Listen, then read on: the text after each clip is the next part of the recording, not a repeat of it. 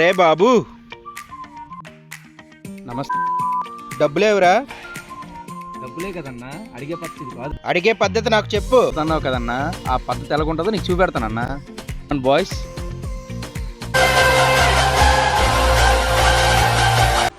డబ్బులేవురా?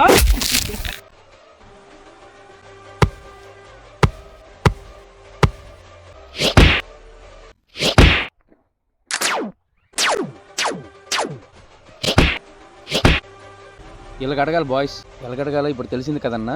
ఇప్పుడు అక్కడికి వెళ్ళి మీ బాయ్స్ తారా అన్న. ఆగరా, వచ్చి నీ పీకను ఉలిపేస్తాను.